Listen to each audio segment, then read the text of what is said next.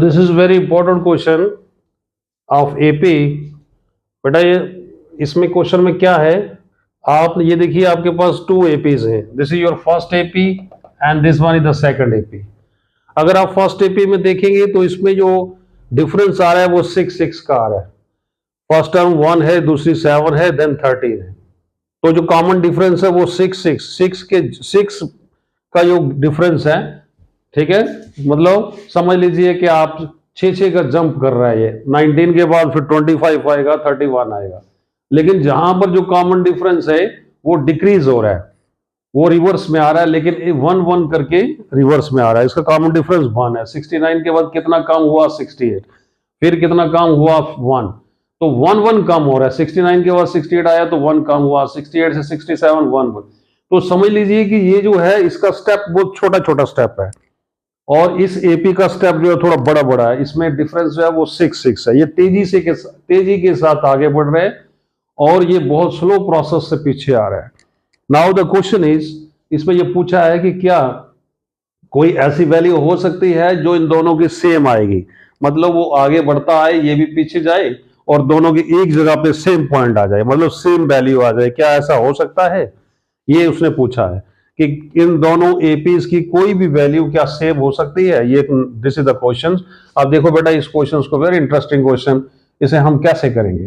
सबसे पहले इस एपी की जो फर्स्ट टर्म है दैट इज 1, इसे हम ए कंसीडर करते हैं।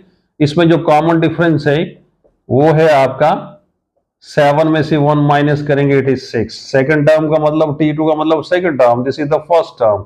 तो सेकंड में से फर्स्ट टर्म माइनस करो, कॉमन डिफरेंस आया था। अब हम देखेंगे इसकी an निकालते हैं।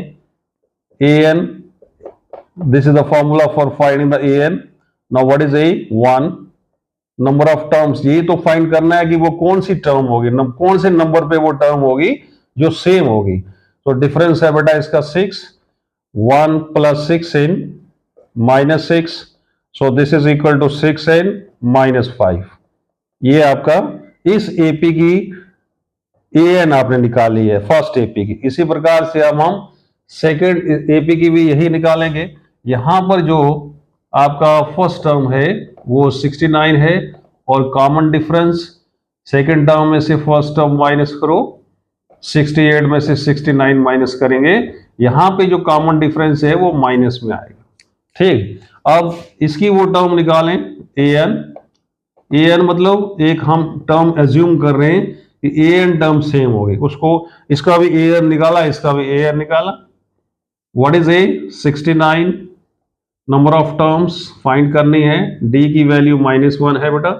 69 इसे मल्टीप्लाई करेंगे, और नाउ 69 + 1 दिस इज 70। एंड देखिए ये अब हमने ये अज्यूम किया है कि फर्स्ट एपी की an और सेकंड एपी की भी an, ये दोनों टर्म सेम है। हमने माना है कि सपोज करो कि ये दोनों टर्म सेम है, ठीक है। इसको आप an डैश मान सकते हैं, ठीक है, क्योंकि हमने उसको an माना है। नाउ हम दोनों को सेम लिखेंगे। वहां से वैल्यू है आपकी 6n -5, यहां से वैल्यू है 70 माइनस, ठीक है, n।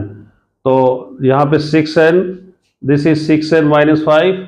नाउ 6n, इस n को ट्रांसपोज करके लाएंगे इधर, ठीक है, it will be positive n, and 70 + 5 this is equal to 7n।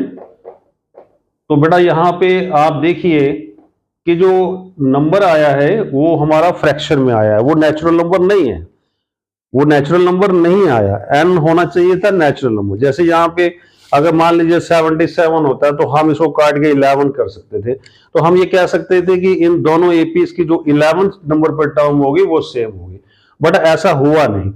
जो नंबर्स आया है वो नेचुरल में नहीं है। n is not a natural number, n is not a natural number. तो फिर इसका रिजल्ट क्या होगा? इसका रिजल्ट ये होगा, लास्ट में हम ये कह सकते हैं कि इन दोनों एपीज की कोई भी टर्म जो है वो सेम नहीं होगी। दोनों की कोई टर्म जो है वो सेम नहीं हो सकती। ये हमारा रिजल्ट है। There is no value of n for which the two APs will have the same terms, ठीक है। AP will not have same terms, इन एपीज की सेम टर्म्स नहीं बनेगी। This is your answer. ठीक है, these APs will not have same terms। Same terms का बहुत ही, अगर हमारा n नेचुरल नंबर में आया था, फ्रैक्शन में नहीं आता, so then it can be the possible, हो सकता था ये पॉसिबल, बट अब ये पॉसिबल नहीं है। सो बेटा in this way you can solve this type of questions. So thanks for watching this video. और बेटा आपसे एक रिक्वेस्ट है कि अगर आपने अभी तक चैनल को सब्सक्राइब नहीं किया है, सो प्लीज सब्सक्राइब इट